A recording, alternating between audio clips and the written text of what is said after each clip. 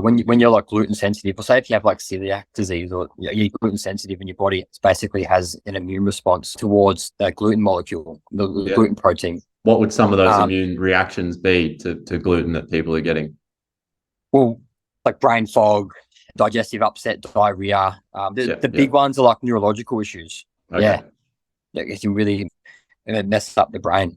Basically, what gluten does as well is that the other gliadin molecule in gluten basically stimulates a tight junctional protein in your gut called zonulin, and it basically like stimulates it and opens it up, and then allows for the gut to become more permeable, which is like, it's normal for your gut to be a little bit permeable every now and then. It's meant to close back up. But if you're consuming gluten daily, like there's no way that your gut's going to heal back up. It's going to always be permeable, and this is why gluten is a big problem for most people. And then if you're sensitive to the gluten protein, then you've actually got other tissues in your body that has a very similar structure to the gluten protein, which is a part of your brain called the cerebellum. But if you've got like a immune response towards the gluten protein, and then these B cells are floating around looking for the gluten protein to get it out of the body, to tag it, to get rid of it, and then these B cells, they swim past the cerebellum, and they swim past and go, oh, I recognize that's very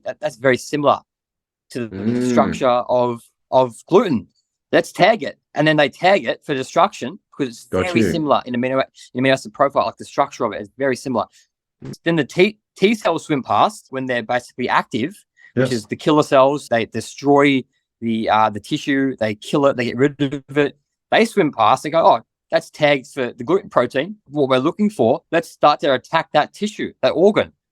So that part of the brain starts to get damaged and broken down. But this is basically autoimmune. It's called molecular mimicry. So it's like basically tissues and organs are very similar in structure to certain food groups. They have the amino acid sequence is very, very close. And the body can't differentiate, and it just basically starts to tag things and attack it. And the thyroid gland cops it hard too.